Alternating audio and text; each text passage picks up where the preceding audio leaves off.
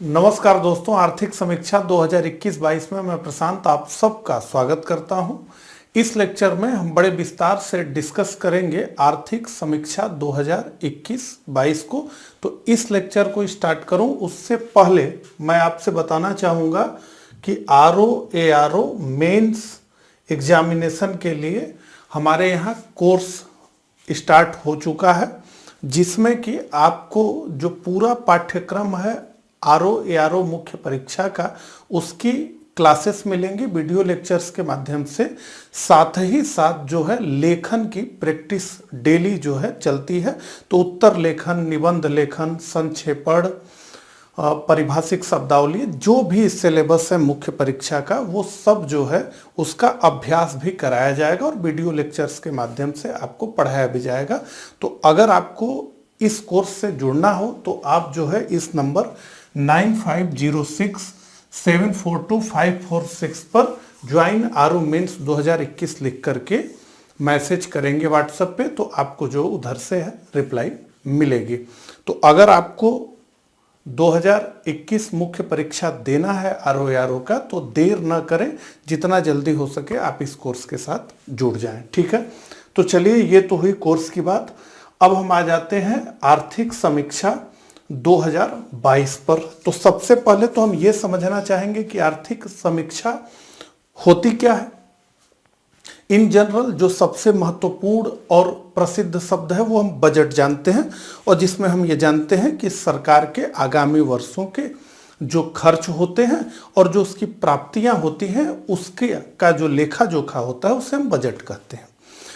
लेकिन जो आर्थिक समीक्षा होता है वो आगामी वर्ष को न लेकर के बीते हुए वर्ष में जो भी अर्थव्यवस्था की स्थिति है उसका लेखा जोखा हमारे सामने रखता है, और साथ ही साथ आने वाले वर्षों में भारत की अर्थव्यवस्था किस प्रकार से आगे बढ़ेगी उसका भी एक अनुमान हमें निश्चित रूप से देता है, और साथ ही साथ उन आर्थिक अनुमानों को लेकर के बजट किस प्रकार से आगे बढ़ेगा उसका भी एक पूर्वाभ्यास हमें कराता है। तो भारत में सर्वप्रथम 1950 और 51 का जो बजट प्रस्तुत किया गया उसके साथ आर्थिक समीक्षा को भी प्रस्तुत किया गया। ये सर्वप्रथम कब हुआ? तो 1950 से 51 का जो बजट प्रस्तुत हुआ उसी में आर्थिक सर्वेक्षण, आर्थिक समीक्षा को इंट्रोड्यूस किया गया।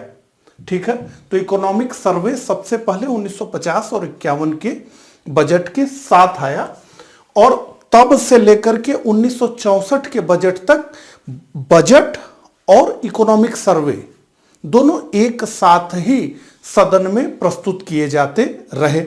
लेकिन 1964 में यह किया गया कि बजट से आर्थिक समीक्षा को अलग कर दिया गया और आर्थिक समीक्षा बजट से पूर्व आने लगी। ठीक है, तो इस बार आर्थिक समीक्षा जो है जिस दिन बजट प्रस्तुत होता है उससे एक दिन पूर्व आता है। तो पहले आर्थिक समीक्षा संसद में प्रस्तुत होती है और उसके बाद फिर जो है वित्त मंत्री द्वारा बजट प्रस्तुत किया जाता है। अरविंद सुब्रमण्यम के समय में जो है बजट में आर्थिक समीक्षा में बहुत सारे जो है काम किए गए, और उस समय से जो है बजट दो अलग अलग खंडों में छपने लगा, और इतना ज्यादा वो लेंदी होता चला गया कि एक समय ऐसा आया कि 850 पृष्ठों का जो है आर्थिक समीक्षा प्रस्तुत की गई। लेकिन इस वर्ष यानी 2022 का जो इकोनॉमिक सर्वे आया है, जो 2021-22 का इकोनॉमिक सर्वे है, उसमें इकोनॉमिक सर्वे को एक ही खंड में प्रस्तुत किया गया है और उसके आकार को भी छोटा किया गया है। कुल 350 पेजेस के आसपास उसमें है। ठीक है, तो जो हमने कहा कि आर्थिक सर्वेक्षण में अर्थव्यवस्था की सेहत का हिसाब किताब हो सकता है, देश की अर्थव्यवस्था की क्या स्थिति है ये बताता है, देश किस रफ्तार से आगे बढ़ता है ये बताता है, किस सेक्टर में कितना निवेश हुआ है, कहाँ निवेश की जरूरत है आदि। तो एग्जाम पॉइंट ऑफ व्यू से आर्थिक समीक्षा बहुत महत्वपूर्ण है, क्योंकि इसमें बहुत सारे डाटा हैं जो आने वाले अगले 1 वर्षों की परीक्षाओं में पूछे जाते रहे हैं। इसीलिए हम इसे हड़बड़ी न करके बड़े आराम से पढ़ते हुए, समझते हुए तुलना करते हुए जो है करेंगे। ठीक है। अच्छा, अब कुछ और महत्वपूर्ण तथ्यों को हम जान लें। जो इस वर्ष का आर्थिक सर्वेक्षण है, इसका जो केंद्रीय विषय है या मूल विषय है या थीम है, वो है त्वरित दृष्टिकोण।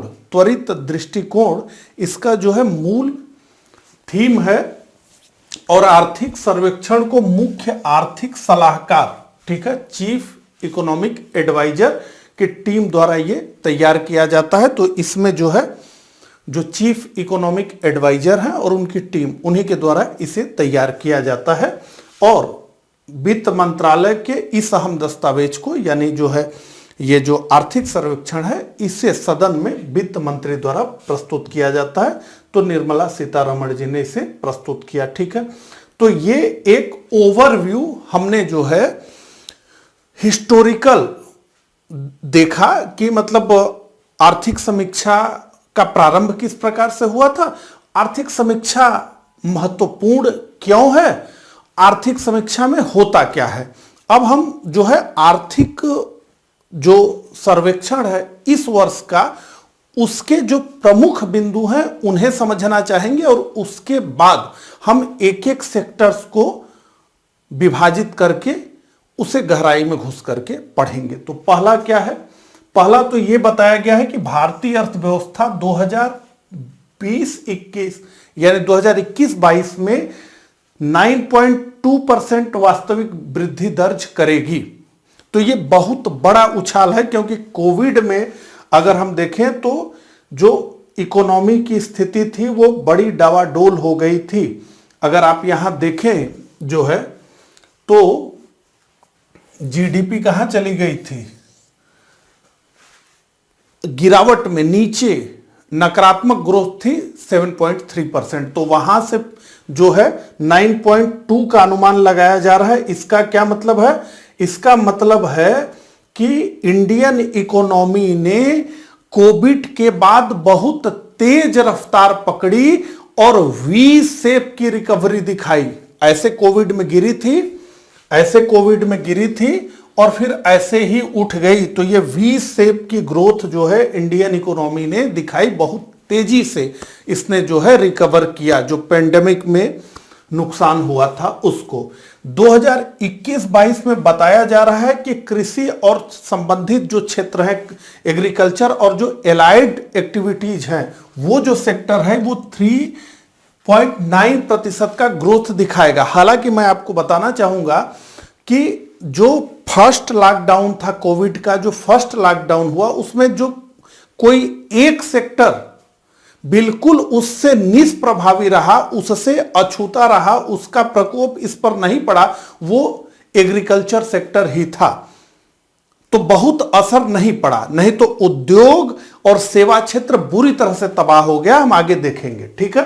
तो 3.9%, उद्योग 11.8% और सेवा क्षेत्र के 8.2% बढ़ने का अनुमान है। तो ये वृद्धि दर का अनुमान लगाया गया है 2021-22 में। हालांकि ज्यादा टाइम तो इसमें बीत गया है, अब 3 महीने ही बचे हैं। हम जानते हैं जो हमारा वित्तीय वर्ष होता है वो 1 अप्रैल से चलता है और 31 मार्च तक वो होता है। ठीक है। तो लगभग जो है ये अनुमान अब एकदम करीब के अनुमान है। ठीक है। 2022-23 में बहुत जो है ये कहा गया है कि आर्थिक विकास दर जो है 8 से 8.5% के बीच होने वाली है।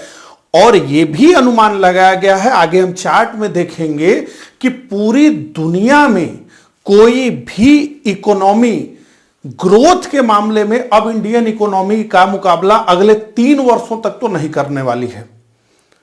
पेंडेमिक से निकल करके कोरोना वायरस के से उपजे लॉकडाउन, जिसमें पूरा देश थम गया था, उससे आगे बढ़ करके इंडियन इकोनॉमी 9.2% वृद्धि दर कर रही है और इसके अगले वर्ष भी उसमें मामूली गिरावट ही प्रदर्शित हो रही है, 8.0, 8.5। ठीक है। तो ये बड़ी उपलब्धि है। इसके अलावा देखिए, विश्व बैंक, एशियाई विकास बैंक और अंतर्राष्ट्रीय मुद्रा कोष के अनुमानों के अनुसार, तो ये तो अपना अनुमान है, लेकिन विश्व बैंक, एशियाई विकास बैंक और अंतर्राष्ट्रीय मुद्रा कोष, इनका क्या अनुमान है कि 2021 और 24 के दौरान विश्व की प्रमुख तीव्रगामी अर्थव्यवस्था कौन बना रहेगा? तो भारत बना रहेगा। ठीक है, तो यह बेहद महत्वपूर्ण जो है कमेंट्री है, उसको हम चार्ट में भी देखने का प्रयास करेंगे। इसके अलावा एक अभूतपूर्व घटनाक्रम यह भी रहा कि 31 दिसंबर 2021 को विदेशी मुद्रा भंडार, जो भारत का विदेशी मुद्रा भंडार है, वो अपने सर्वोच्च शिखर पर पहुंच गया और वो हो गया 634 बिलियन अमेरिकी डॉलर। अभूतपूर्व वृद्धि इसमें भी देखी गई है। और इसका क्या मतलब है 664 बिलियन अमेरिकी डॉलर का? तो इसका मतलब यह समझाया जा रहा है कि 13 महीनों से अधिक के आयात के समतुल्य है। तो इतना अधिक जो है रिजर्व है कि 13 महीनों के आयात को संभाल सकता है। एक समय था जब भारत में एलपीजी सुधारों को क्रियान्वित किया गया, भारत का बहुत अधिक सोना जो है गिरवी रखा गया, हमारा जो फॉरेन रिजर्व था उसे बताया जाता था कि वो 20 दिनों के लिए भी अपर्याप्त नहीं है। भारत में भारी आर्थिक संकट खड़ा हो गया था। वहां से चल करके, उस स्थिति से चल करके हम अब इतना आगे आ गए हैं कि 13 महीनों से अधिक का आयात जो है हम कर सकें, इतना फॉरेन रिजर्व हमारे पास है। तो यह भी बहुत महत्वपूर्ण विषय है। निवेश की बात करें तो 2021-22 में निवेश में 15% की जोरदार वृद्धि होने का अनुमान लगाया गया है। तो 15% की वृद्धि दर का निवेश में भी अनुमान लगाया गया है। अब बात करते हैं महंगाई की, अब बात करते हैं इन्फ्लेशन की। ठीक है, तो दिसंबर 2021 में उपभोक्ता मूल्य सूचकांक के साथ 5.6% महंगाई दर लक्ष्य के अनुसार सहन योग्य दायरे में है। क्या है मतलब इसका? यह बताया जा रहा है कि 2021 का जो दिसंबर का उपभोक्ता मूल्य सूचकांक है वो बता रहा है कि महंगाई दर 5.6% है। तो 5.6% महंगाई दर इकोनॉमिक सर्वे में यह बताया जा रहा है कि यह सस्टेनेबल है, यह धारणीय है। हालांकि कई लोग इस बात पर नाखुश हो जाएंगे कि इतनी महंगाई को आप सस्टेनेबल करें।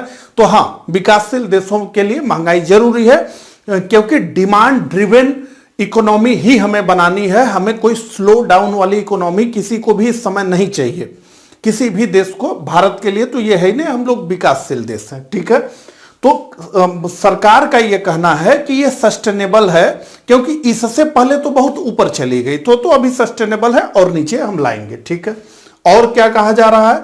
तो अप्रैल-नवंबर 2021 के लिए राजकोषीय घाटों को बजट अनुमान के 46.2% तक सीमित करना भी इसका लक्ष्य है।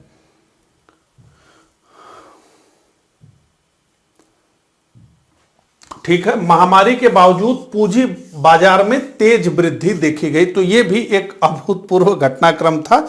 जिन लोगों को शेयर मार्केट में रुचि होगी वो ये जानते हैं कि पहले जो कोविड की पहली लहर आई, जिसमें पूरी तरीके से देश में लॉकडाउन लगा, उसके बाद से ही भारत में शेयर मार्केट में बहुत तेज उछाल देखने को मिली। और जो कि लॉकडाउन के आहट के समय मार्च 2020 में शेयर मार्केट सबसे निफ्टी सबसे न्यूनतम स्तर पर चला गया था, वो पिछले 1.5 सालों में रिकवरी होकर के 18,000 तक जो है बढ़ गया। तो इस वर्ष की हम बात करें, यानी अप्रैल से शुरू करें हम, अप्रैल 2021 से नवंबर 2021 तक, तो ये तो हमने शेयर मार्केट यानी सेकेंडरी बाजार की बात की। लेकिन आईपीओ यानी कोई कंपनी जब शेयर मार्केट में सूचीबद्ध होने आती है तो वो जो इनिशियल पब्लिक ऑफरिंग निकालती है, जिसे हम आईपीओ शार्ट में कहते हैं, तो ये जो वर्ष रहा यानी अप्रैल 2021 से लेकर नवंबर 2021 में, इसमें अभूतपूर्व स्थिति देखने को मिली। आप कहेंगे कि बहुत सारे अभूतपूर्व ही हो रहे हैं, तो सच में ऐसा दिख ही रहा है। तो 75 आईपीओ आए, ये हाईएस्ट है 75 आईपीओ आए और इन 75 आईपीओ ने 89,000 करोड़ रुपए से अधिक की धनराशि जुटाई। उसी में एक वेल्थ डिस्ट्रॉयर भी आया। पेटीएम जैसी कंपनियां जो लगातार घाटे में चल रही हैं और जो कि ऑफर फॉर सेल लेकर के आई थी, उनका भी शेयर सब्सक्राइब हो गया और इतने महंगे दामों पर, मतलब इतना कहते हैं कि इतनी तेजी से रैली चल रही थी प्राथमिक बाजार में, इतनी तेजी से रैली चल रही थी। अब लिक्विडिटी इतनी अधिक हो गई कि जो मजबूत कंपनियां थी वो तो बाजार से पैसा जुटा ही ली, लेकिन पेटीएम जैसी कंपनी जो कि लगातार घाटे में चल रही है, अपने जन्म से कभी अभी तक उसने कभी लाभ का मुंह नहीं देखा है, उसने भी बाजार से 10,000 करोड़ से अधिक पैसा जुटा लिया। और उसके बाद जो लोगों ने उसके शेयर को खरीदा वो धड़ाम हो गए मार्केट में, वो एक अलग कहानी है। 3 गुना उसका मूल्य टूट गया। तो इतनी आंधी चल रही थी, लिक्विडिटी इतनी अधिक थी, लोगों के हाथ में इतना पैसा था, या फिर लोगों की इच्छा जो है मार्केट की तरफ इतनी थी कि कुल 75 आईपीओ आए, क्योंकि लोगों को लग रहा था कि सब लोग लेने के लिए तैयार हैं, इसी में कमजोर मजबूत किसी भी तरह की कंपनियों का आईपीओ लाओ और बाजार से पैसा उठा लो। तो 89,000 करोड़ रुपए से अधिक की धनराशि जुटाई गई, जो पिछले दशक के किसी भी वर्ष की तुलना में काफी अधिक है। और इसके साथ ही साथ अभी यह वर्ष बीता नहीं है, हम नवंबर तक की ही बात कर रहे हैं। अभी जो है उम्मीद है कि मार्च में, यानी इसी वित्तीय वर्ष में, भारत का सबसे बड़ा आईपीओ जो कि 80,000 करोड़ से लेकर 1,00,000 करोड़ रुपए मार्केट से उठाना चाहता है, एलआईसी का आईपीओ आने वाला है। आप में से कई लोग जानते होंगे। तो ये जो हम धनराशि लिखे हैं, इससे भी अधिक या इसके समतुल्य ही एलआईसी भी अपना आईपीओ ला रही है। और ये सब क्यों हो रहा है? क्योंकि कंपनियों को भरोसा है कि इस समय जो भी आईपीओ आएगा वो सब्सक्राइब्ड होगा, लोग उत्साह दिखाएंगे। और लोग उत्साह क्यों दिखा रहे हैं? क्योंकि सीधी सी बात है कि उनके हाथ में पैसा है, तो मार्केट में लिक्विडिटी है। सूक्ष्म अर्थव्यवस्था स्थायित्व संकेतकों के अनुसार भारतीय अर्थव्यवस्था 2022-23 की चुनौतियों का सामना करने में बिल्कुल सक्षम है, यह बताया जा रहा है। अब जो है यहां पर थोड़ा सा हम चार्ट के माध्यम से जितनी भी बातें हमने की थी वो कर ले तो अंडरस्टैंडिंग हो जाएगी। तो जीडीपी वृद्धि दर ये जो है स्थिर मूल्यों पर है, तो स्थिर मूल्यों पर ही सटीक अनुमान होता है। क्या बताया जा रहा है? 19-20 में 4% की वृद्धि दर थी। 20-21 में क्या हुआ? तो 20-21 में माइनस में चला गया, नेगेटिव हो गया 7.3, क्योंकि पूरा देश बंद हो गया, सारा उत्पादन ठप हो गया, सेवा क्षेत्र को सबसे अधिक नुकसान हुआ। इसके बाद क्या हुआ? इसके बाद बहुत तेजी से रिकवरी हुई और ये 9.2 पर आ गया। ठीक है, ये अनुमान ही है, पूरा डाटा तो मार्च कंप्लीट होगा तभी। और 2022-23 में ये अनुमान है कि 8 से 8.5% रहेगा। तो ये देखिए किस प्रकार से जो है ये पूरा जो है रिकवरी हुई है। ठीक है, किस प्रकार से ये रिकवरी हुई है, बिल्कुल इस तरीके से। ठीक है, देख रहे हैं ना, भी शेप की रिकवरी है ये। राजकोषीय घाटे की बात हम करें तो राजकोषीय घाटे को लगातार घटाने का प्रयास करना था और सरकार इसके लिए काम कर रही थी, लेकिन ऐसी स्थिति आ गई कि ये बढ़ती चली गई। तो 3.4, 4.6, फिर 9.2। आप देखिए 2020-21 में 9.2, तो ये राजकोषीय घाटा इस दशक का सर्वोच्च है।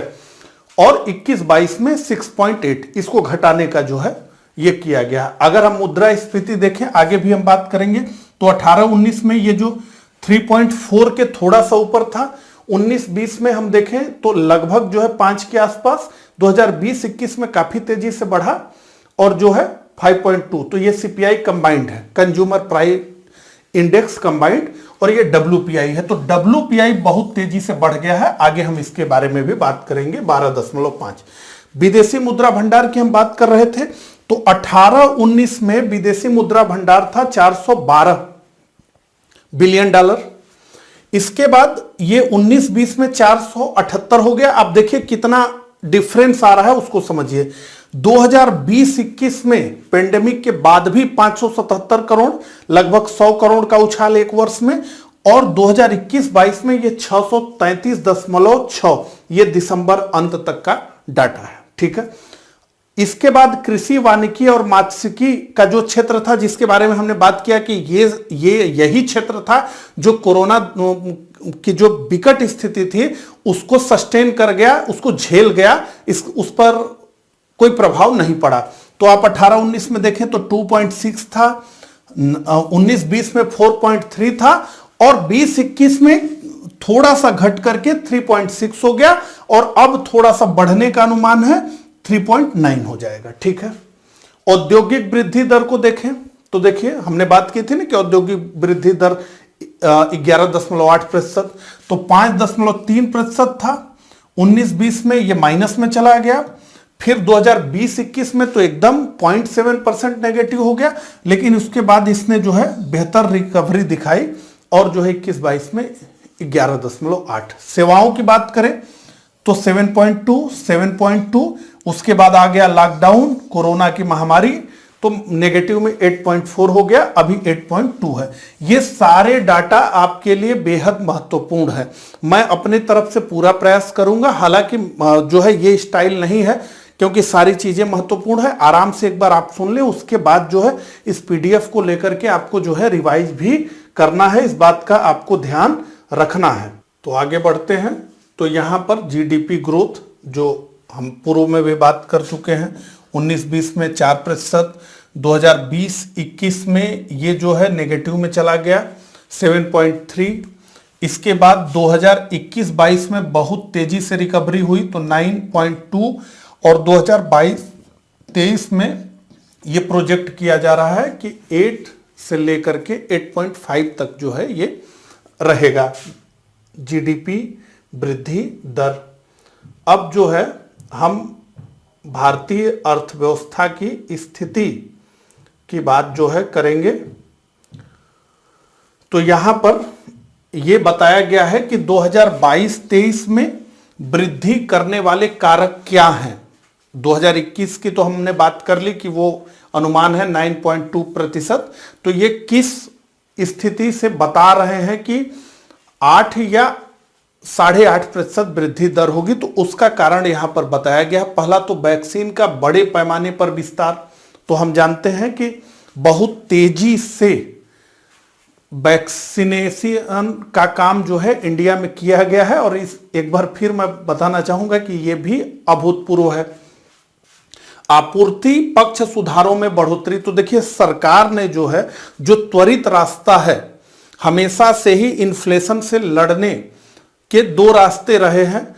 एक जो सटीक रास्ता है कि आप जो है जब डिमांड बढ़ रही है तो आप सप्लाई को बढ़ाइए, तो जब मांग हो रही है तो आप आपूर्ति को बढ़ा दीजिए।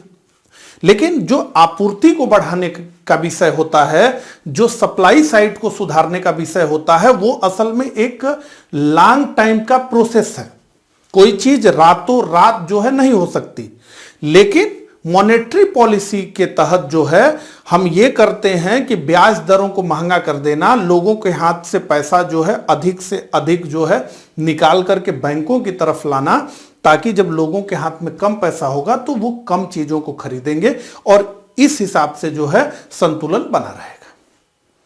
तो इस सरकार ने, हम आगे जाकर के इसके बारे में और बात करेंगे, कि सारा फोकस अपना जो रखा है वो रखा है आपूर्ति पक्ष को सुधारने में, कि वो जो है सुधार हो, इंफ्रास्ट्रक्चर में जो है सुधार हो, सप्लाई साइड में सुधार हो। यह न किया जाए कि लिक्विडिटी को इकोनॉमी से खींच करके जो है इन्फ्लेशन को कंट्रोल किया जाए। ठीक है, नियमों में ढील। तो बहुत सारी चीजों को लेकर के, अभी जैसे ईवी चार्जिंग स्टेशन के लिए हुआ कि जिसको मन है भैया वो लगाए, कोई लाइसेंसिंग और ये दुनिया की प्रक्रिया नहीं, जो हमारे यहां जानते ही हैं कि मतलब जिस कार्य में जरूरत भी नहीं, इसी को तो कहते हैं लाल फीताशाही। तो लाल फीताशाही वाली व्यवस्थाओं से ये सरकार जो है ज्यादा से ज्यादा बचने का प्रयास कर रही है।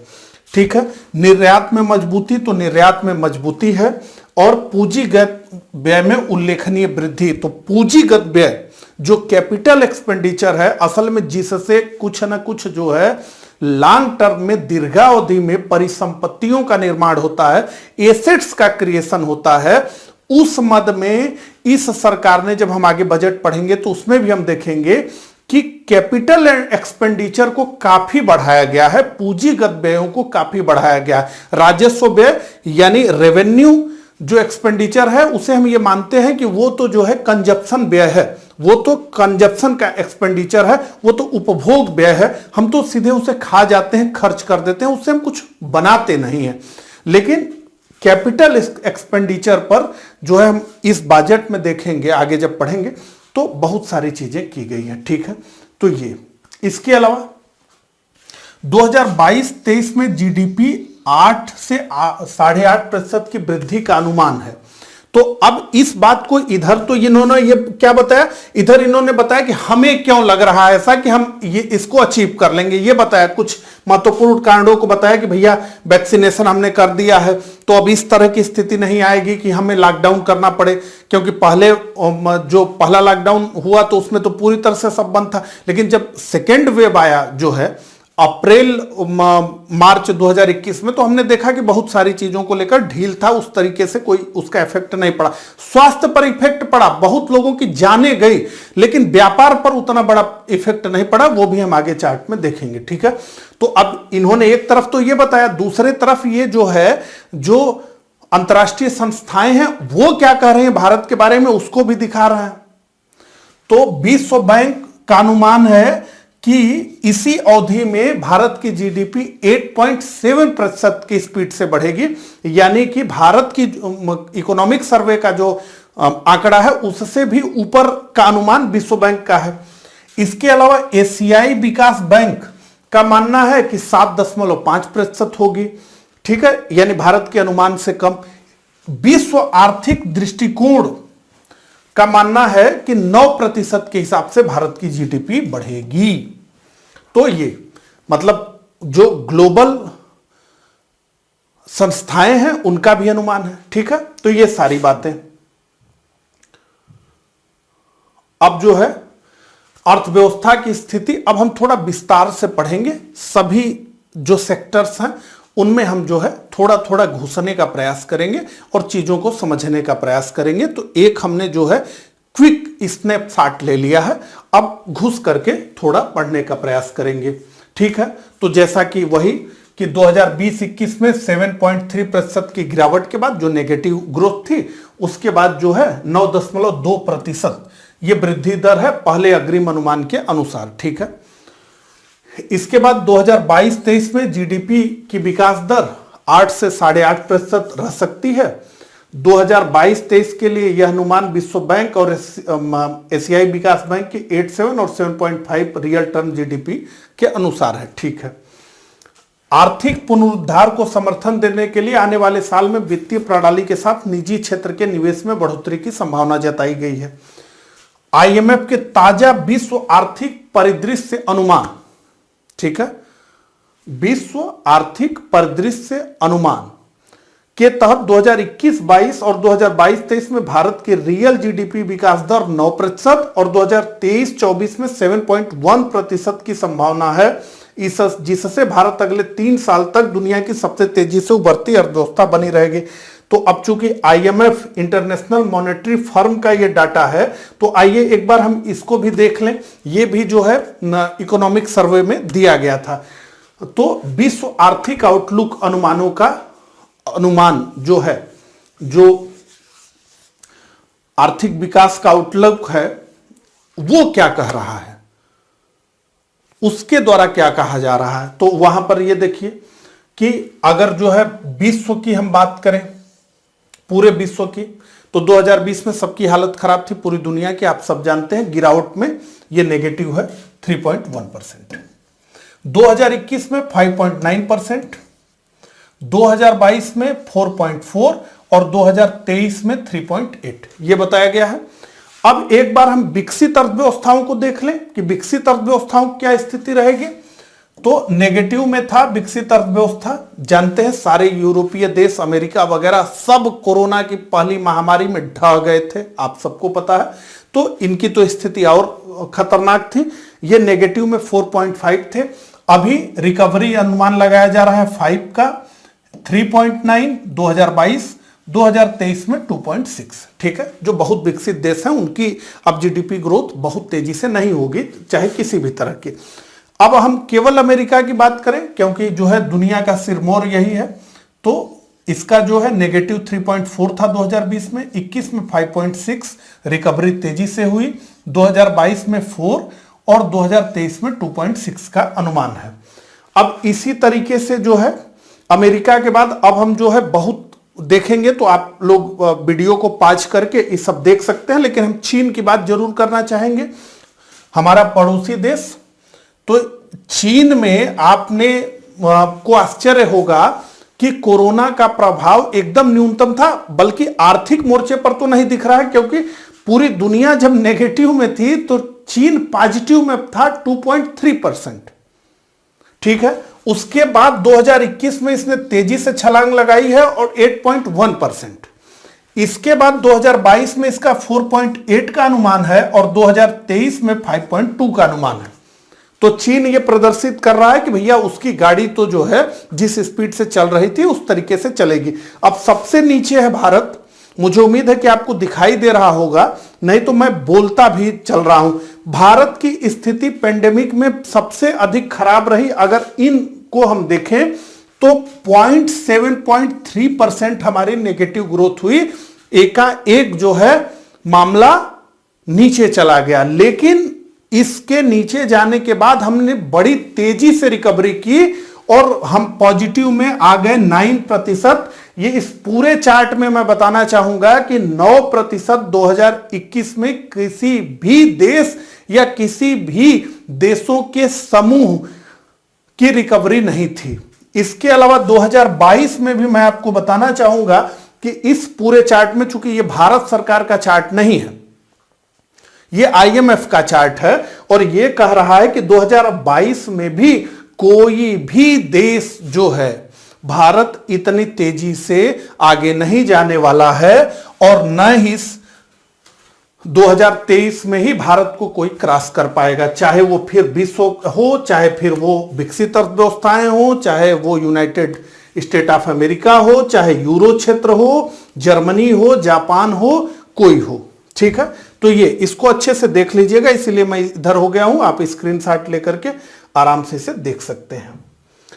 अब जो है बात करते हैं, तो बृहद आर्थिक स्थायित्व संकेतकों से पता चला है कि भारतीय अर्थव्यवस्था 2022-23 की चुनौतियों का सामना करने के लिए क्या है, पूरी तरीके से तैयार है। तो ऊंचे विदेशी मुद्रा भंडार, तो बहुत अधिक विदेशी मुद्रा भंडार रख करके भारत बैठा हुआ है।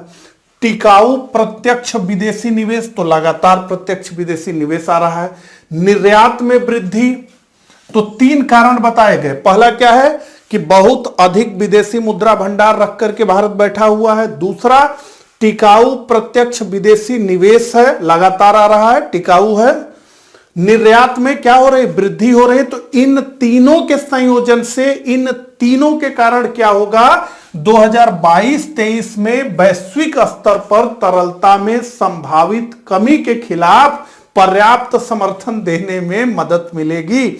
अब अमेरिका कह रहा है कि ब्याज दर हम बढ़ाएंगे, क्योंकि बहुत तेजी से लिक्विडिटी की गई थी। हेलीकॉप्टर जो मनी का कॉन्सेप्ट लाया गया था, और धड़ाधड़ जो है सेंट्रल बैंक्स के, दुनिया भर के सेंट्रल बैंक्स ने जो पैसे छापे थे, जिसने की खूब लिक्विडिटी दुनिया में बढ़ा दी थी। अब वो लिक्विडिटी जब संक होगी, जब वो उस लिक्विडिटी को खींचा जाएगा ब्याज दरों को बढ़ा करके, तो उस स्थिति में भी भारत में जो है तरलता बनी रहेगी। तो तरलता में संभावित कमी के खिलाफ पर्याप्त समर्थन भारत बना करके रख सकता है, ये बात कही जा रही है। अब लॉकडाउन का क्या असर हुआ, उसका भी जिक्र किया गया है। ठीक है, तो 2020-21 में पूर्ण लॉकडाउन की तुलना में दूसरी लहर में, जो कि फिर मार्च अप्रैल 2021 में आया, उसकी बात हो रही है, दूसरी लहर की बात हो रही। तो दूसरी लहर का आर्थिक प्रभाव क्या रहा, जैसा कि मैंने बताया कि बहुत कम रहा, लेकिन इसका स्वास्थ्य पर प्रभाव बहुत बुरा रहा। और हम जानते हैं कि पूरे देश से हजारों लोगों ने अपनी जानें इस घातक बीमारी की वजह से गंवा दी। और बहुत सारी चीजों की चर्चा हुई, ऑक्सीजन और जो है सरकारी इंतजामों का पर्याप्त न होना, हॉस्पिटल्स की कमी, बेड्स की कमी, वेंटिलेटर्स की कमी, ये सब हुआ। लेकिन जो आर्थिक मोर्चा था उस पर गाड़ी धीरे धीरे ही सही आगे बढ़ती रही, उस पर बहुत ज्यादा नहीं हुआ। जीवन गया लेकिन व्यापार बना रहा, यह कहने का मतलब है। तो भारत की विशेष प्रतिक्रिया में समाज के कमजोर तबकों और कारोबारी क्षेत्र को प्रभावित होने से बचाने के लिए सुरक्षा जाल तैयार किया गया। तो किसके लिए? कमजोर तबकों और कारोबारी क्षेत्र को प्रभावित होने से बचाने के लिए एक सुरक्षा जाल जो है भारत सरकार ने बनाया और विकास दर को गति देने के लिए पूंजीगत व्यय में खासी बढ़ोतरी की। तो आप जैसा कि जानते हैं कि बहुत भारी भरकम पैकेज लेकर के भारत सरकार आगे आई कि इससे जो है हमें निकलना है और टिकाऊ दीर्घकालिक विस्तार के लिए आपूर्ति के क्षेत्र में सुधार शामिल रहे। तो आइए देख लें ये सुरक्षा जाल आखिर था क्या। अब ये बहुत बड़ा है, पूरा मैं पढ़ूंगा नहीं, बहुत समय लग जाएगा, आपका इंटरेस्ट होगा तो आप जो है इसका स्क्रीनशॉट ले सकते हैं। और ये सब बहुत महत्वपूर्ण डाटा है, ये एग्जाम में पूछा जाएगा। तो ये बताया जा रहा है कि कोविड-19 के दौरान आपदा को रोकने के लिए, मतलब पहली लहर से लेकर के ही दूसरी लहर और फिर अभी तक क्या जो है उपाय किए गए, किस तरह का सुरक्षा जाल बनाया गया। क्योंकि जैसे कि हम जानते हैं कि करोड़ों ऐसे लोग थे जो रेहड़ी पटरियों पर जो है ठेलों पर करके, बहुत छोटे कारोबारी हैं और छोटा सा उनका कारोबार है, तो वो लोग बहुत प्रभावित हुए। तो सरकार ने अपनी तरफ से उनको जो है इस प्रभाव से बचाने के लिए, उनको एम्पावर करने के लिए क्या किया, वो पूरी कहानी इसमें है। तो एक एक करके नकद हस्तांतरण, तो ठीक है, तो नकद कैश में ही। तो महिला जनधन खाता धारकों को क्या किया सरकार ने? 500 रुपए दिया महीने के, 3 महीने के लिए दिया। इस मद में सरकार ने कुल पैसा कितना खर्च किया पूरे देश के लिए? तो इसका लाभ लिया कुल 20 करोड़ 64 लाख महिलाओं ने। और उन्हें कितना पैसा जारी किया गया? तो 30,944 करोड़ रुपए जारी किया गया। अब यही देखिए, हमारे देश में इतनी अधिक जनसंख्या हो गई है कि जब छोटी सी भी मदद हमें देनी होती है तो वो फाइनल में कितनी बड़ी हो जाती है। यहां हम क्या बात कर रहे हैं? 500 रुपया महीना 3 महीने के लिए, यानी 1500 रुपए पर लाभार्थी। लेकिन वो हो कितना गया? 30,000 करोड़, 31,000 करोड़ हो गया। ठीक है। कमजोर वर्ग यानी विधवा, दिव्यांग, बुजुर्ग को 1,000 रुपए। तो ये जो है इसमें कितने लाभार्थी आए? तो लगभग 3 करोड़ के आसपास लाभार्थी आए और इन्हें 2814 करोड़ रुपए जारी किया गया।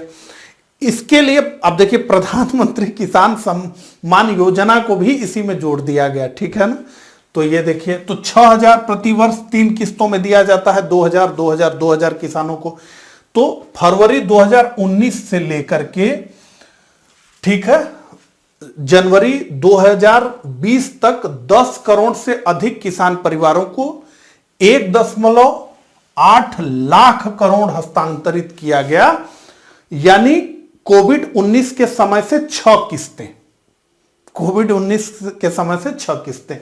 इसके अलावा खाद्य सुरक्षा, आप जानते ही हैं कि निश्चित रूप से किसान सम्मान निधि, यह भी एक चुनाव का बहुत बड़ा मुद्दा है और निश्चित रूप से एनडीए की सरकार इस पर जो है वोट भी मांगती है।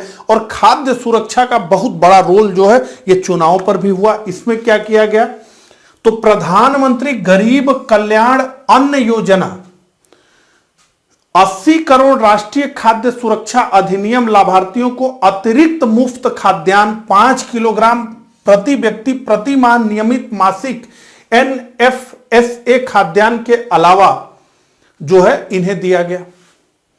अब ये बहुत नीचे के स्तर पर उत्तर प्रदेश के चुनाव में ये बहुत बड़ा मुद्दा बना हुआ, क्या फ्री में राशन देते हैं। खूब फ्री में राशन दिया गया। तो पूरा जो है कोविड लॉकडाउन के दौरान जो भारत की सरकार थी और जो राज्यों की सरकार थी वो एक प्रकार से जो है लोक कल्याणकारी राज्य के रूप में बदल गई थी, जहां की स्टेट ही व्यक्तियों का माता पिता बन गया था। क्या चाहिए? राशन चाहिए, लो। क्या चाहिए? दवाई चाहिए, लो। क्या चाहिए? सिलेंडर चाहिए, लो। क्या चाहिए? ये नहीं, लो। तो उस पर जो है तालाबंदी हो गई। बाकी जो चाहिए, दवा चाहिए, सब चीजें चाहिए, लो। ठीक है। तो अब देखिए जो है मार्च 2020 से नवंबर 2021 तक खाद्य सब्सिडी में 2 लाख करोड़ के बराबर राज्य केंद्र शासित प्रदेशों का जो है वो था। इसके अलावा उज्ज्वला के तहत रसोई गैस सिलेंडर, तो अप्रैल से जून 2020 के लिए 8 करोड़ लाभार्थियों को 3 मुफ्त सिलेंडर दिया गया। तो उज्ज्वला के तहत जो है पूरा कनेक्शन ही फ्री दिया गया है, वो गैस चूल्हा भी, सिलेंडर भी। लेकिन फिर यह विषय आ गया कि भराया जाएगा कैसे, क्योंकि सिलेंडर भराने में पैसा लगेगा, आपने बांटने को तो बांट दिया, तो अब भराया ही नहीं रहा है। तो यह कहा गया अप्रैल से जून 2020 के दौरान जो है वो लॉकडाउन का ही समय कि 8 करोड़ लाभार्थियों को 3 मुफ्त में सिलेंडर दिया गया। और उज्ज्वला 2.0 के तहत पहला रिफिल और हार्ड प्लेट मुफ्त, शुरुआत सरल प्रक्रियाओं के साथ। तो ये सारी चीजें की गई। अब थोड़ा हम तेजी से आगे बढ़ेंगे। रोजगार जो है आप देख लीजिए, तो मनरेगा मजदूरी 2019-20 के मुकाबले 20 रुपए की वृद्धि इसमें की गई। ठीक है। और जो है ना बहुत सारी चीजें। अब आप कहेंगे कि देखिए रोजगार की बात आ गई तो आप जल्दी जल्दी हो गए। रोजगार की बात नहीं है, रोजगार बहुत बड़ा मुद्दा बना हुआ है और निश्चित रूप से रोजगार देने में सरकार सक्षम दिख नहीं रही है।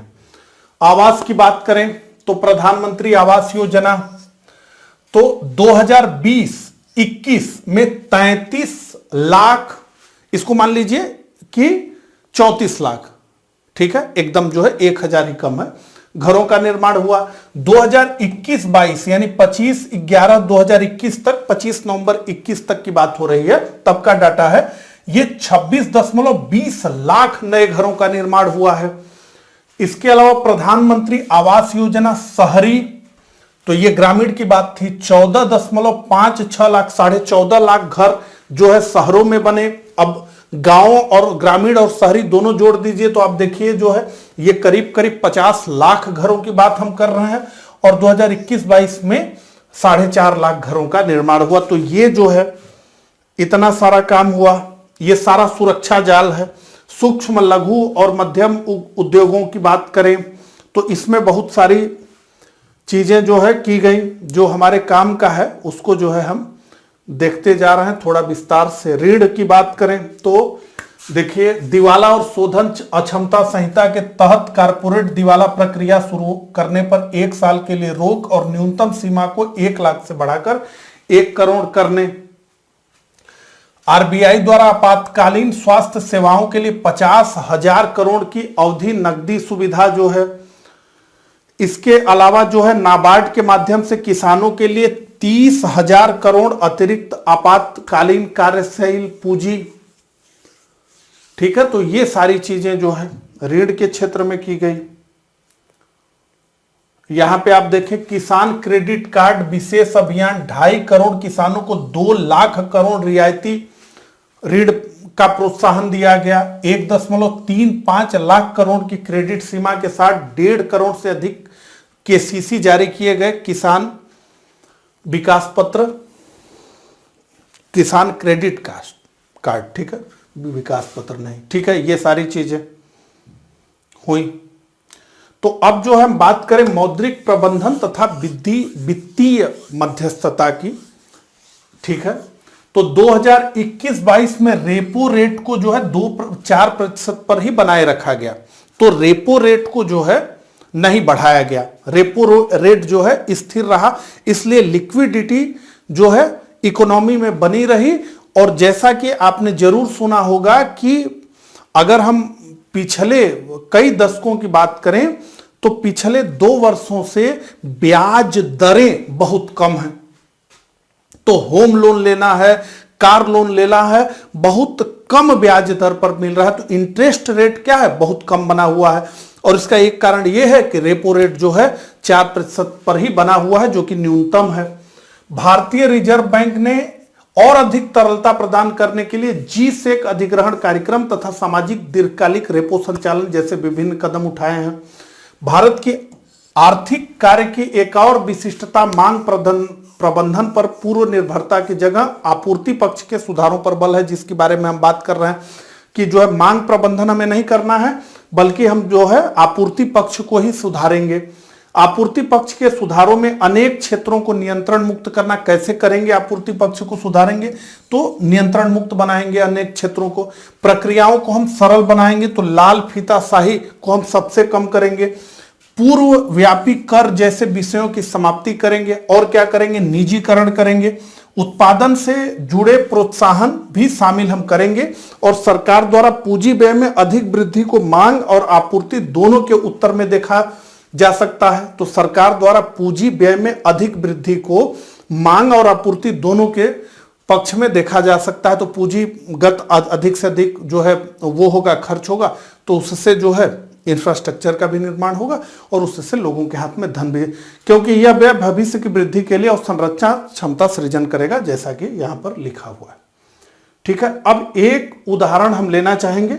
बहुत सारे थे, लेकिन जाहिर सी बात है कि हमें जो है एक लिमिटेड समय में अपनी बातें करनी होती है। बहुत सारे थे, बस एक क्षेत्र को हम ले रहे हैं। हम ये समझाना आपको चाहते हैं असल में कि आपूर्ति पक्ष सुधार का क्या मतलब है। एक तो हमने आपको बता दिया कि भैया जो है डिमांड अधिक है तो सप्लाई बढ़ाओ, सीधा सा नैसर्गिक नियम यही है, नेचुरल लॉ यही है।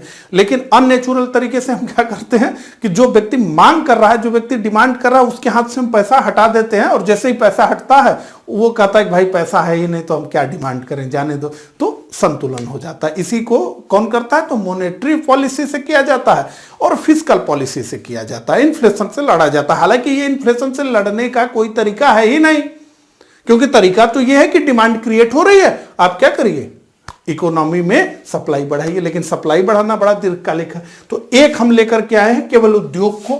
उद्योग में क्या कर रही है सरकार, किस प्रकार से आपूर्ति पक्ष को सुधारने का प्रयास कर रही है। ऐसे बहुत सारे क्षेत्र हैं, हमने केवल एक लिया है। ये इकोनॉमिक सर्वे में आपको सब मिल जाएगा, लेकिन हमने केवल एक लिया ताकि आपको समझा पाए। तो 13 क्षेत्रों के उत्पादन से जुड़ी प्रोत्साहन योजना को मंजूरी दी गई है। तो PIL योजना लेकर के आई है सरकार, ठीक है, जिसमें ऑटोमोबाइल और auto components, pharmaceutical, drugs, speciality, steel, telecom और नेटवर्किंग, इलेक्ट्रॉनिक टेक्नोलॉजी प्रोडक्शन, श्वेत सामान, AC और LED, देखिए कैसे ट्रांसलेशन किया गया है, श्वेत सामान, खाद्य उत्पाद, कपड़ा उत्पाद, MF खंड, तकनीकी वस्त्र, उच्च दक्षता वाले सौर PV मॉड्यूल, उन्नत रसायन, सेल बैटरी, चिकित्सा उपकरणों का उत्पादन, मोबाइल निर्माण और निर्दिष्ट इलेक्ट्रॉनिक घटन, महत्वपूर्ण प्रारंभिक सामग्री, दवा, मध्यस्थ और सक्रिय फार्मास्यूटिकल सामग्री शामिल है। कर निश्चितता और विदेशी निवेश को बढ़ावा देने के लिए पूर्व व्यापी कर को निरस्त कर दिया गया है। तो इस सेक्टर में अब जैसे चिप की ही बात करें, ग्लोबल स्तर पर आपने जरूर सुना होगा कि चिप की बड़ी शॉर्टेज चल रही है। वो जो टेक्नोलॉजी है वो बहुत जो है कठिन टेक्नोलॉजी मानी जाती है। तो उस क्षेत्र में जो लोग भी, जो कंपनियां भी काम करना चाहती हैं, उसे सरकार प्रोत्साहन देगी। तो इतने क्षेत्रों में सरकार प्रोत्साहन दे रही है। बड़े पैमाने पर जो है सरकार डिसइन्वेस्टमेंट कर रही है, ताकि जो है सक्षम हाथों में चीजें जाएं और उससे जो है अधिक से अधिक उत्पादन निकल करके आए। तो आपूर्ति पक्ष को सुधारने का प्रयास किया जा रहा है, ठीक है, आपूर्ति पक्ष को सुधारने का प्रयास किया जा रहा है। एक उदाहरण आपको और समझाने का मैं प्रयास करूंगा। जैसे एक तो यह है कि देश में गाड़ियों की बहुत डिमांड है। देश में क्या है, गाड़ियों की बहुत डिमांड है, और जो सड़कें हैं वो पतली पतली हैं। तो अगर बहुत अधिक कारें बिक जाएंगी, गाड़ियां बिक जाएंगी, तो सड़कें क्या हो जाएंगी, कम पड़ जाएंगी।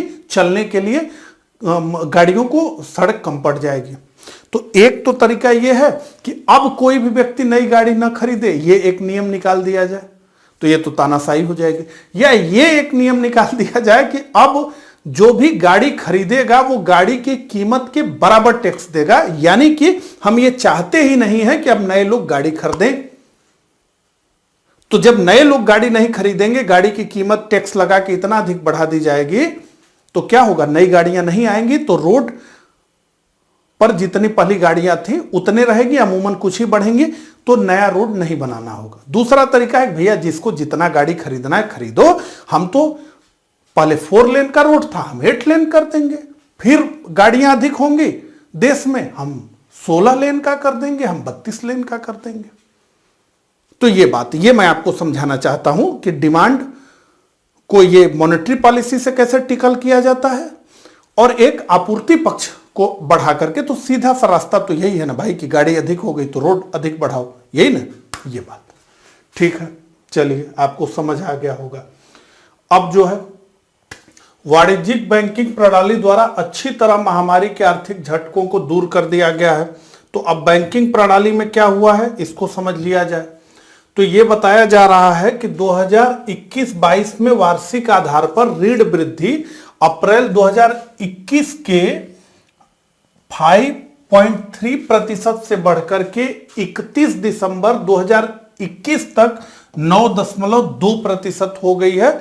तो ऋण में वृद्धि हुई है, ये अच्छी खबर है। इसके अलावा अनुसूचित वाणिज्यिक बैंकों, तो शेड्यूल कमर्शियल बैंक, जितने भी बैंकों को आप जानते हैं असल में सब शेड्यूल कमर्शियल बैंक ही हैं, तो उनका जो अनुत्पादक अग्रिम अनुपात है, ठीक है, जो एनपीए है, नॉन परफॉर्मिंग एसेट्स का जो अनुपात है 2017-18 के अंत के 11.2%, यानी 2017-18 के अंत में वो 11.2% था, जो कि सितंबर 2021 में घट करके 6.9% हो गया है। यानी ये बहुत अच्छी स्थिति हो गई है, क्योंकि ये लग रहा था कि एनपीए जो है बैंकों को डुबा देंगे, तो इसमें जो है सुधार हुआ है, इसमें कमी हुई है। इसके अलावा समान अवधि के दौरान शुद्ध अनुत्पादक अग्रिम अनुपात 6% से घट करके अभी 2.2% हो गया है। अनुसूचित वाणिज्यिक बैंकों का पूंजी जोखिम भारांक परिसंपत्ति अनुपात जो 2013-14 में 13% था, वो 2021 के अंत में 16.5% हो गया है। सितंबर 2021 में समाप्त होने वाली अवधि के लिए सार्वजनिक क्षेत्र के बैंकों के लिए परिसंपत्तियों पर रिटर्न और इक्विटी पर रिटर्न जो है सकारात्मक बना हुआ है। इसके अतिरिक्त जो है, जो हमने आईपीओ की बात शुरू में की, उसका जिक्र यहां पर किया गया है कि कुल जो है 75 आईपीओ आए, जिन्होंने कि लगभग 89,000 करोड़ रुपया मार्केट से जुटा लिया। अब आगे बढ़ते हैं, जुटा लिया, हाँ, मूल्य तथा मुद्रास्फीति की बात करते हैं। ठीक है, निश्चित रूप से मुद्रास्फीति एक जो है बड़ा मुद्दा।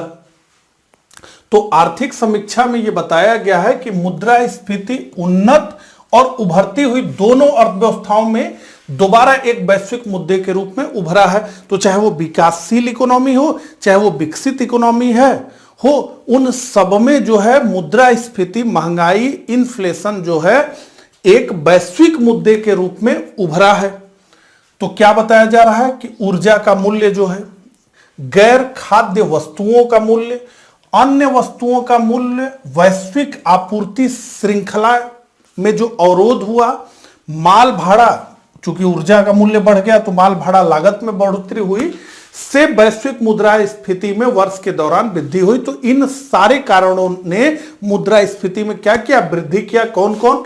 तो ऊर्जा मूल्यों में वृद्धि, गैर खाद्य वस्तुओं के मूल्यों में वृद्धि, अन्य वस्तुओं के मूल्यों में वृद्धि, आपूर्ति श्रृंखला के अवरोध, माल भाड़ा लागत। और अब भारत की बात, तो औसत शीर्ष सीपीआई संयुक्त मुद्रास्फीति, सीपीआई की बात हो रही, कंज्यूमर प्राइस इंडेक्स, ठीक है, संयुक्त मुद्रास्फीति 2021-22 अप्रैल दिसंबर की बात हो रही है। 21-22 मतलब अप्रैल और दिसंबर की बात हो रही है, में सुधरकर 5.2% हुई है, जबकि 2020-21 की इसी अवधि में यह 6.2% थी। तो 1% की कमी हुई है। इसे सरकार क्या बता रही है कि ये असल में धारणीय है, सस्टेनेबल है, चल जाएगा।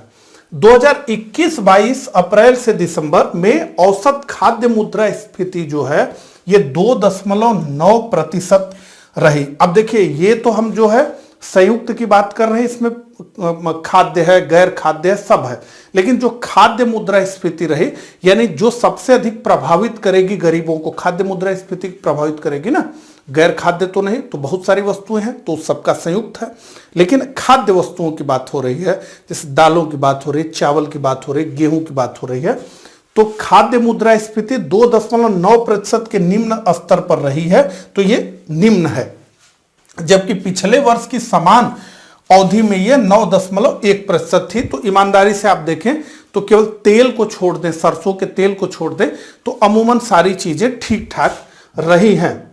हालांकि इकोनॉमिक सर्वे तो यही बता रहा है, बाकी आप लोग भी स्वतंत्र हैं, अपना अपना विचार कमेंट बॉक्स में बताइए। तो खुदरा स्फीति में गिरावट खाद्य मुद्रास्फीति में सुधार के कारण आई है। वर्ष के दौरान प्रभावी आपूर्ति प्रबंधन ने अधिकतर आवश्यक वस्तुओं की कीमतों को नियंत्रित रखा। तो आपूर्ति प्रबंधन ने अधिकतर, ये भी स्वीकार कर रहे हैं कि नियंत्रित रखा। दालों और खाद्य तेलों में मूल्य वृद्धि नियंत्रित करने के लिए सक्रिय कदम उठाए। तो देखिए यहां भी ये बता रहा है, ये दोनों निशाने पर था। एक तो सरसों का तेल निशाने पे था, का अभी भी है, लेकिन सरसों के तेल में थोड़ी गिरावट आई है। तो खाद्य तेल और जो है दालों का मूल्य बहुत तेजी से बढ़ गया, बल्कि सरसों तो एक जो है पूरा मुद्दा बन गया, ये चुनावों में भी मुद्दा बन गया। तो वो ये भी स्वीकार कर रहे हैं कि उसके लिए हमने सक्रिय कदम उठाए हैं। इसके अलावा सेंट्रल एक्सरसाइज में कमी तथा बाद में अधिकतर राज्यों में वैल्यू एडेड टैक्स में कमी, जैसा कि हम जानते हैं कि पेट्रोलियम उत्पाद पर जीएसटी नहीं लगता है, अभी वो पुराने ही कर के दरों में चलता है। तो सेंट्रल एक्सरसाइज जो सेंटर लगाता है और अधिकतर राज्यों में जो वैल्यू एडेड टैक्स लगता है उसमें कटौती की गई। ये आपने देखा अक्टूबर नवंबर में किया गया।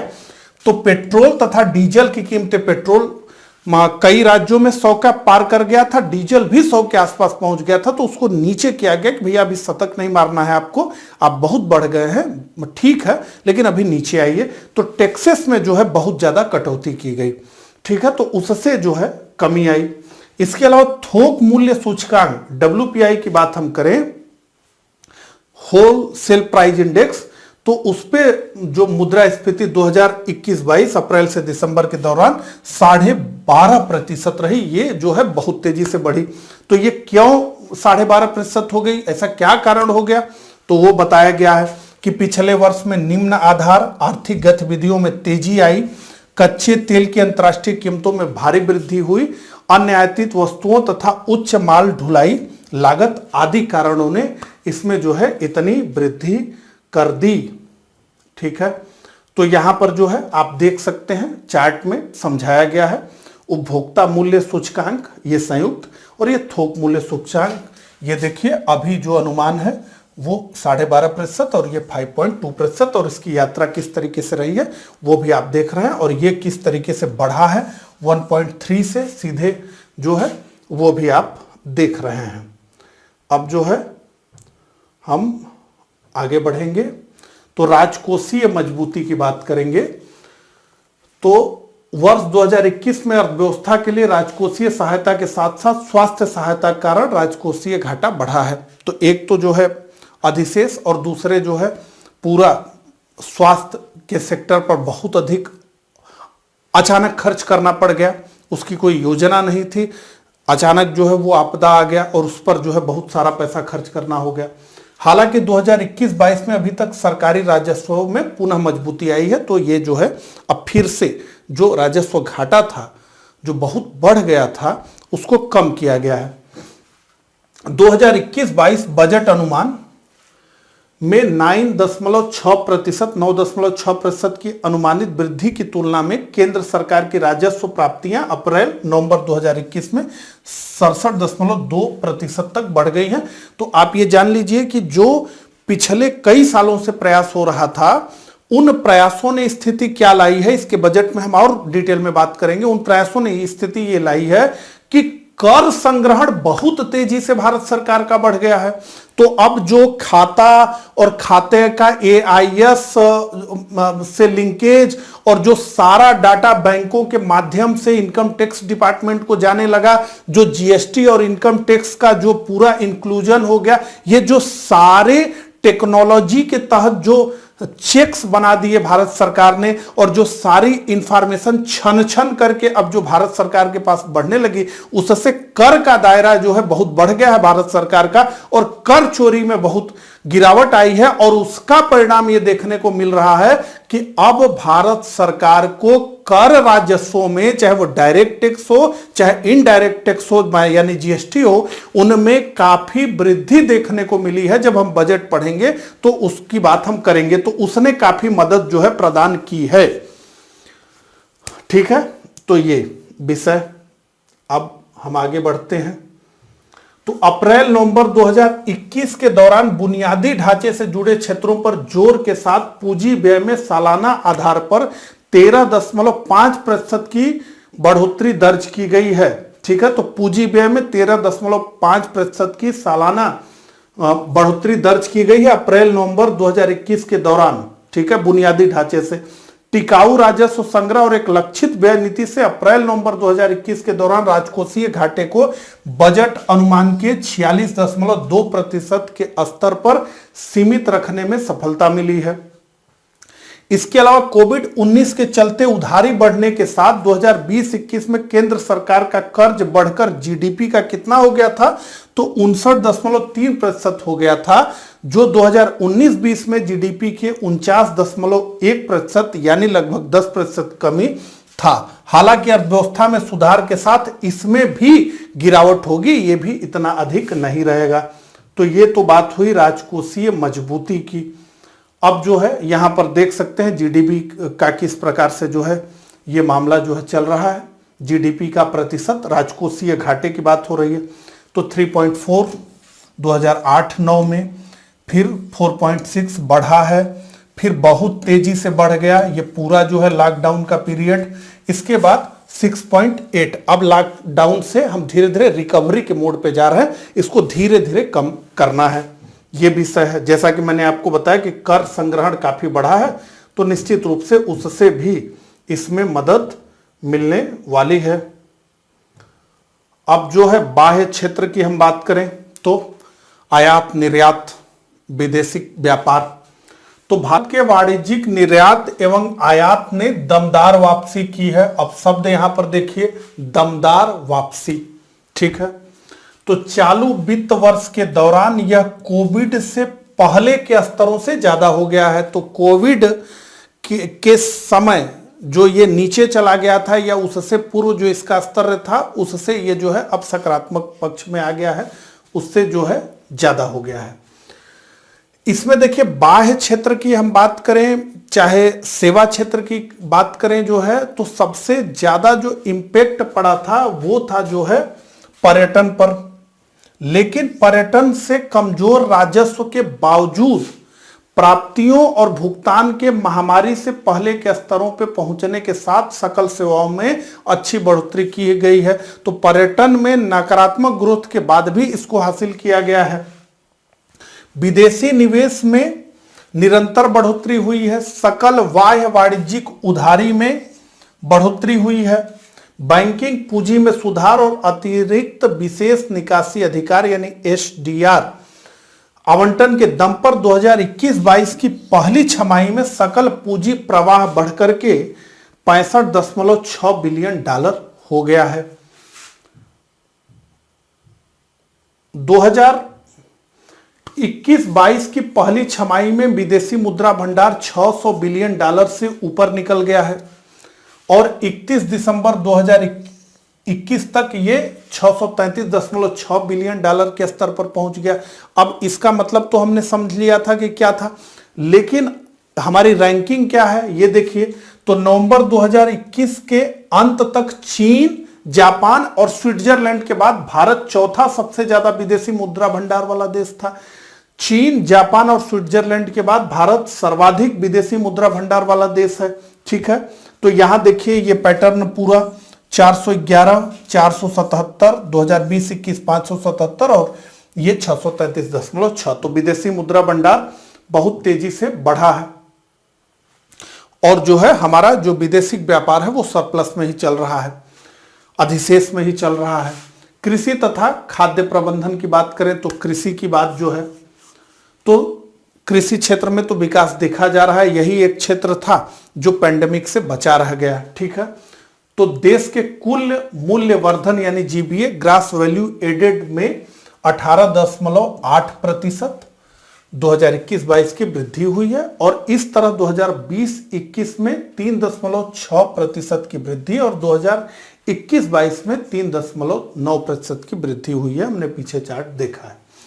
न्यूनतम समर्थन मूल्य नीति का उपयोग फसल विविधीकरण को प्रोत्साहित करने के लिए किया जा रहा है। तो अभी दिक्कत क्या है कि अभी जो है एमएसपी के कारण बड़े पैमाने पर केवल धान और गेहूं की फसलें ही उगाई जा रही हैं और ये जो है अब सरप्लस होती चली जा रही है देश में। तो जो मोटे अनाज है जिनकी जरूरत है वो नहीं, जो दलहन है वो नहीं, जो तिलहन है वो नहीं, केवल क्या हो रहा है तो धान गेहूं उपजाओ। ये बड़ी समस्या भारत के सामने जो है खड़ी हुई है। फसलों का विविधीकरण होना चाहिए, ठीक है। चूंकि अब ये नगद फसलें हो गई हैं धान गेहूं, तो ज्यादा लोग इसी को ही उपजा रहे हैं। और 2014 की एसएएस रिपोर्ट की तुलना में नवीनतम सिचुएशन असेसमेंट सर्वे में फसल उत्पादन से शुद्ध प्राप्तियों में 22.6% की वृद्धि हुई है। पशुपालन, डेयरी, मछली पालन सहित संबंधित क्षेत्र तेजी से उच्च वृद्धि वाले क्षेत्र के रूप में तथा कृषि क्षेत्र में संपूर्ण वृद्धि के प्रमुख प्रेरक के रूप में उभरे हैं। 2019-20 में समाप्त होने वाले पिछले 5 वर्षों में पशुधन क्षेत्र 8.15% के CAGR से बढ़ा है। तो कंपाउंडेड एनुअल रेट से जो है ये CAGR से बढ़ा है, ये चक्रवृद्धि तरीके से बढ़ा है। कृषि तथा खाद्य प्रबंधन यहां देख सकते हैं मिलियन टन में क्या क्या है इसमें शामिल। तो चावल है, गेहूं है, मोटा अनाज है, दाल है, ठीक है। तो 2017-18 में 285, 2018-19 में 285, 2019-20 में 297 और 2020-21 में यानी पेंडेमिक के वर्ष में ये बढ़कर 308 हो गया, ठीक है। ये डाटा मिलियन टन में है। उद्योग तथा बुनियादी ढांचे की अब बात करें तो अप्रैल-नवंबर 2021 के दौरान औद्योगिक उत्पादन का सूचकांक IIP index of industrial production बढ़कर के 17.4% और अप्रैल-नवंबर 2020 में यह माइनस में था, ठीक है। रेलवे की बात करें तो रेलवे में पूंजीगत व्यय 2009 और 14 के दौरान 45,980 करोड़ रुपए के वार्षिक औसत से बढ़कर के ये 2009 से 2014 के दौरान ये 45,000 यानी 46,000 करोड़ का लगभग वार्षिक था। कम किसी वर्ष में कम, किसी वर्ष में ज्यादा, तो इतना था। उससे बढ़ाकर कितना किया गया तो 2020-21 में ये जो है 1,55,181 करोड़ रुपए हो गया है और 2021-22 में जो है 2,15,000 करोड़ तक इसे लेकर के जाना है। इस प्रकार 2014 के स्तर की तुलना में यानी इस 45,980 की तुलना में ये जो है 2,15,000 लगभग 5 गुना की बढ़ोतरी होगी, ठीक है। सड़क की बात करें तो वर्ष 2020-21 में प्रतिदिन सड़क निर्माण की सीमा को बढ़ा करके 36.5 किलोमीटर प्रतिदिन कर दिया गया है। तो 2019-20 में 28 किलोमीटर सड़क प्रतिदिन बनती थी, तो अब क्या कर दिया गया है कि 36.5 किलोमीटर सड़क प्रतिदिन बनेगी और ये कितना है तो ये जो है 30.4% की वृद्धि है और ये बड़ी वृद्धि होती है, ठीक है। तो ये आगे उद्योग और बुनियादी ढांचे की बात करें तो उत्पादन से जुड़ी प्रोत्साहन यानी PLI योजना के शुभारंभ से लेन देन लागत घटाने और व्यापार को आसान बनाने के कार्य में सुधार लाने के उपायों के साथ साथ डिजिटल और वस्तुगत दोनों बुनियादी ढांचों को बढ़ावा मिलेगा, जिससे रिकवरी की गति मिलेगी। तो औद्योगिक वृद्धि दर, मूलभूत कीमतों पर सकल मूल्य वृद्धि, तो यहाँ 5.3, फिर ये नेगेटिव में आ गया, फिर बहुत नेगेटिव में आ गया, फिर 11.8।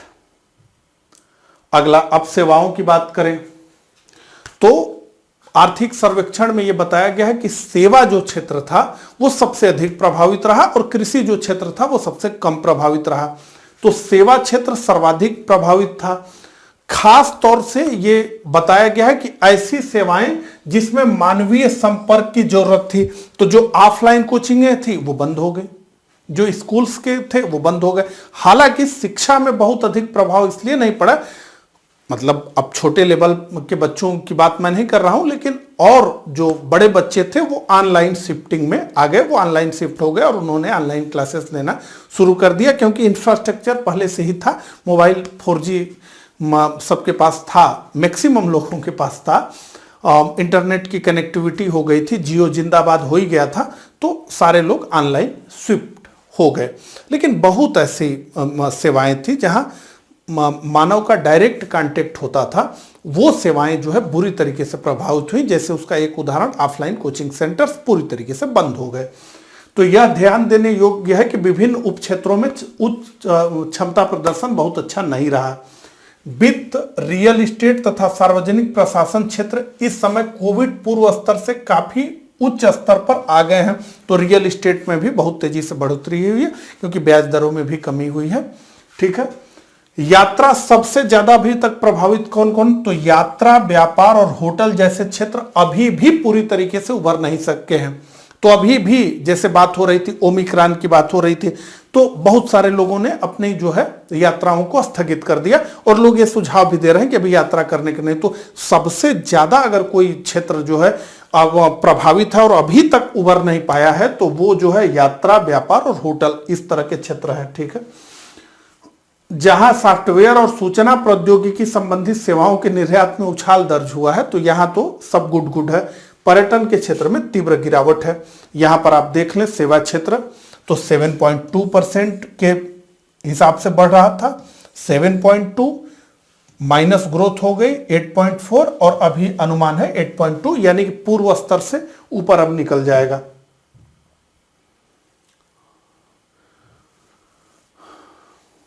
अब देखिए 2021-22 की पहली छमाही के दौरान सेवा क्षेत्र ने 16.7 बिलियन अमेरिकी डॉलर से अधिक प्रत्यक्ष विदेशी निवेश प्राप्त किया है, जो कुल एफडीआई प्रवाह का लगभग 54% है। तो यहां पर जो है तेजी से काम हो रहा है। अब देखिए कुछ सुधार की बात सरकार कर रही है, वो क्या? तो प्रमुख सरकारी सुधारों में आईटी बीपीओ, ठीक है, क्षेत्र में टेलीकॉम विनियमों को हटाना और निजी क्षेत्र के दिग्गजों के लिए अंतरिक्ष क्षेत्र को खोलना भी शामिल है।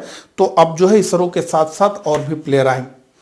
इसके अलावा निर्यात की बात करें तो सेवा निर्यात ने वर्ष 2020-21 की जनवरी मार्च तिमाही में पूर्व महामारी स्तर को पार कर लिया, और इसमें वर्ष 2021-22 की पहली छमाही में 21.6% की वृद्धि हुई, और सॉफ्टवेयर व आईटी सेवा निर्यात के लिए वैश्विक मांग में मजबूती आई है।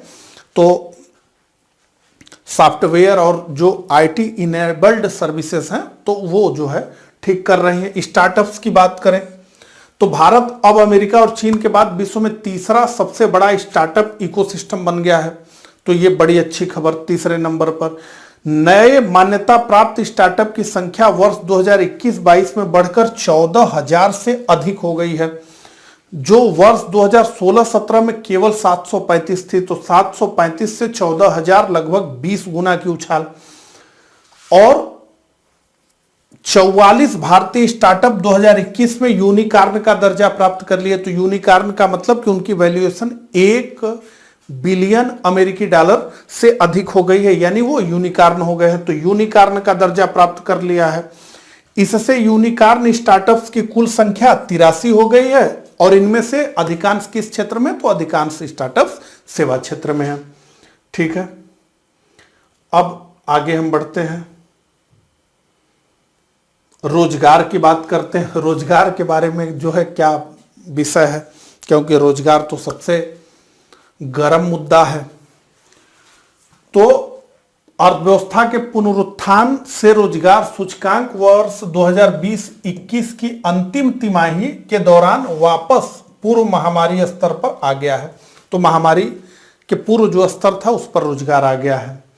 इसके अलावा मार्च 2021 तक प्राप्त तिमाही आवधिक श्रम बल सर्वेक्षण PFLS आंकड़ों के अनुसार महामारी के कारण प्रभावित शहरी क्षेत्र में रोजगार लगभग पूर्व महामारी स्तर तक वापस आ गया है। तो यह बताया जा रहा है कि जो महामारी से विभीषिका उपजी थी उस पर जो है कंट्रोल पा लिया गया। अब सीधे सारी चीजें नॉर्मलाइज हो रही हैं। कर्मचारी भविष्य निधि संगठन के आंकड़ों के अनुसार दूसरी कोविड-19 लहर के दौरान रोजगार का औपचारीकरण जारी रहा, यानी फॉर्मल सेक्टर में इनफॉर्मल से फॉर्मल सेक्टर में। कोविड-19 की पहली लहर की तुलना में रोजगारों के औपचारीकरण पर कोविड का प्रतिकूल प्रभाव कम रहा है। इसके अलावा समीक्षा में इंगित किया गया है कि कोविड-19 महामारी के कारण पिछले 2 वर्ष वैश्विक अर्थव्यवस्था के लिए बहुत कठिन रहे हैं। संक्रमण की लहरों, आपूर्ति श्रृंखला में रुकावटें और हाल ही में वैश्विक मुद्रास्फीति ने विशेष तौर पर नीति निर्धारण के कार्य को चुनौतीपूर्ण बना दिया है। इन चुनौतियों का सामना करते हुए भारत सरकार बारबेल रणनीति अपनाई, जो समाज के कमजोर वर्गों और कारोबारी क्षेत्र पर पड़ने वाले प्रभावों के लिए सुरक्षा जाल का सम्मिश्रण है। तो बहुत अधिक बात तो जो है इस मोर्चे पर सरकार नहीं कर पाई। निश्चित रूप से सामाजिक अवसंरचना की बात करें तो सामाजिक सेवाओं यानी स्वास्थ्य, शिक्षा और अन्य पर जीडीपी के अनुपात के रूप में केंद्र और राज्य का व्यय जो पिछले वर्ष यानी 2014-15 में पिछले वर्षों में 6.2% था, वो वर्ष 2021-22 में बढ़कर 8.6% हो गया, यानी 2% से अधिक की जंप। राष्ट्रीय परिवार स्वास्थ्य सर्वेक्षण 5 के अनुसार वो क्या बता रहा है? राष्ट्रीय परिवार सर्वेक्षण 5 क्या बता रहा है कि कुल प्रजनन दर TFR वर्ष 2019-21 में घटकर 2 हो गई है, जो 2015-16 में 2.2 थी। ठीक है, तो कुल प्रजनन दर में कमी बहुत जरूरी है भारत जैसे देश के लिए। शिशु मृत्यु की दर की बात करें जो है तो 5 वर्ष से कम आयु के शिशुओं के मृत्यु दर में कमी आई है और अस्पतालों, प्रसव केंद्रों में शिशुओं के जन्म में वर्ष 2015-16 की तुलना में वर्ष 2019-20 में सुधार हुआ है, यह बताया जा रहा है। तो इस प्रकार से आर्थिक समीक्षा 2021-22 को हमने पढ़ा। मुझे कमेंट करके जरूर बताइएगा कि मेरा ये प्रयास आपको कैसा लगा। मिलता हूं इसी तरह के अगले लेक्चर में, तब तक के लिए आप सभी को नमस्कार, धन्यवाद।